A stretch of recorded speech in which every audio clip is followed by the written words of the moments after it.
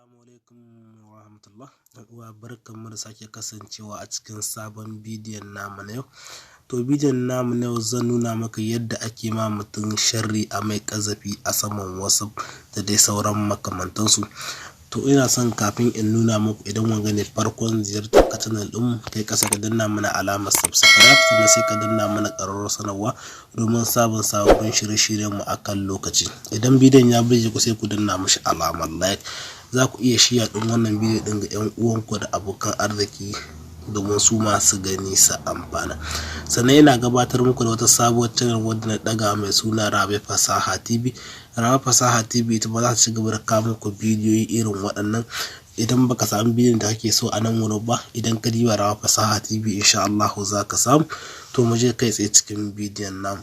Sai ga yanzu na misali mutum ya yi WhatsApp ko ya tura saƙo kuma ya maido response, ko ya ce ya tura min shi magana kaza ta maido maka kaza, ko kuma ya ce yarinya ta ce ai ta masar mayinta magana ya turo mata abu kaza, kuma a halin wannan duka sharri ne ake. Sai ga idan yarinya tana son ta rabu da saurayi sai ta ce gashi nan wurin ma da na rubuta mishi kaza kaza mai mun, kuma alhalin duka wannan ƙazafin tana son ta rabu da shi ne idan ta samu wani wanda ya hishi wani abin hannun shi, ko kuma shi ma sarmi idan yana son rabu da yarinya duka zai iya yin wannan abubuwan. To yana sannan koya muku ne wanga ne domin ilimi da Allah, ba don ku cuti 'yan uwa musulmi ba. Wanda ya amfani da shi ta wace hanya cuci wani, to mu dai ba ruwan mun koya muku ne domin ilimi, domin kuma ku gani ku amfana.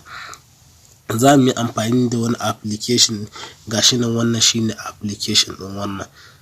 Zan je kuma saman Play Store in nuna muku yadda za ka yi ka sauko shi. Zan ajiye muku link ɗin shi a wajen comment, sai ku je ku ɗauka ku yi downloading ɗin shi. Bari mu je saman Play Store nuna muku yadda za ku ɗauko application nan. Za ka zo ka rubuta kamar hakan ga WhatsApp,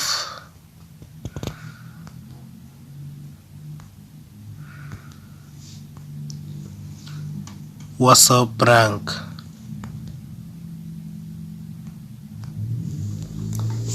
Gashi kana ga idan ka rubuta haka kawai sai ka danna sacin din nan. Kada danna sacin WhatsApp prank, gashi nan wannan shine application din, gashi nan ya bayyana da shine za mu yi amfani da shi wannan application din, kana gani.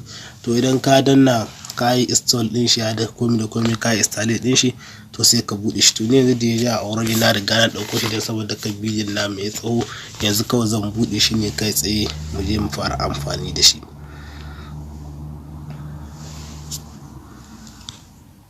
Yanzu wanda ita ce fuska application din. Kai da farko zai ce ka bashi umarni ake ga ka duka ka bashi umarnin da zaka bashi, sai baka wannan fuska wanda kowa dai idan ya ga wannan fuska ya san dai haka WhatsApp yake.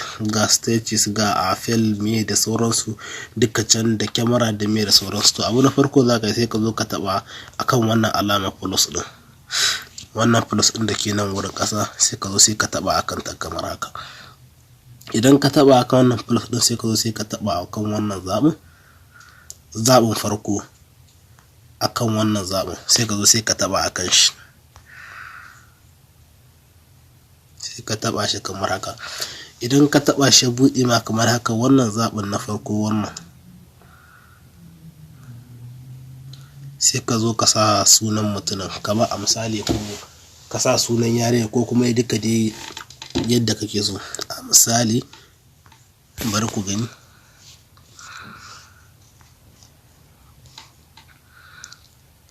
bari ne in ce bari in sa Fatima.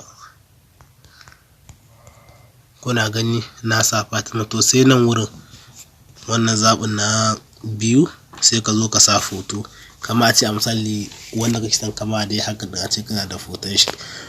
Duka dai ya danganta, ko da ba hoton shi bane a ce a misali sai ka ɗora wani foto, wani abu makamancin haka. Bari in ɗora foto ku gani.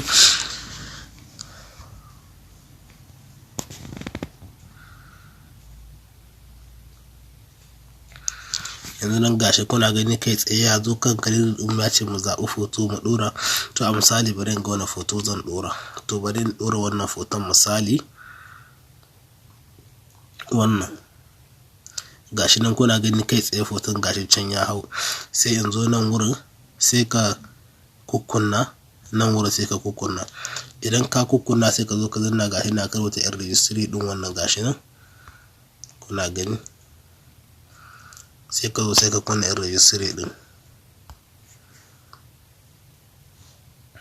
kana kunna irin su din gashi nan kuna gani Fatima, gashi nan kuna gani Fatima, sai ka taba akai kamar haka.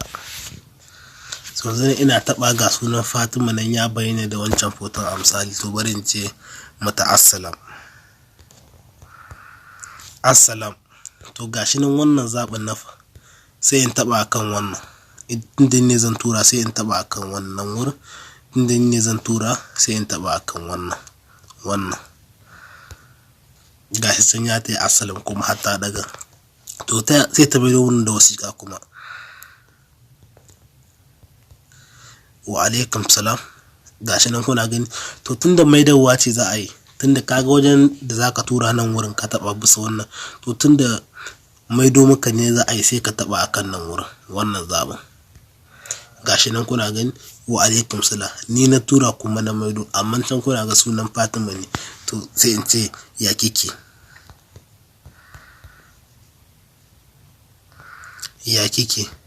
gashi nan kuna gani na tura, ta ce min lafiya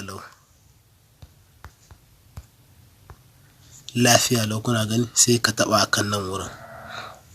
Gashi nan kuna gani ni ne na tura kuma na maido, a misali duka dai yadda dai ka san wasu normal haka ne. Gashi nan kuna gani, idan kuma ina sai in je zan tura foto ko wani bidiyo wani abu makamancin haka, gashi nan idan ka taba can barin kuma ba, idan ka taba akan nan wurin da dai ake tura foto da bidiyo ko wani abu makamancin haka, gashi nan kana gani sai ka taba shi kamar haka, sai ka taba zaɓin farko gashi nan muwaɗin wannan,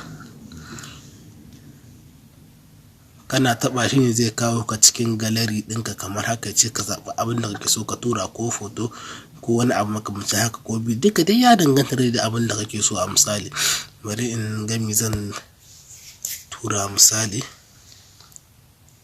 bari in tura wannan dan hannun da yake da gashi nan kuna gani na tura wannan, gashi nan kuma da alamar to bar ta rubuto mun rifan ta ce mun kamar ta ce mun da kyau.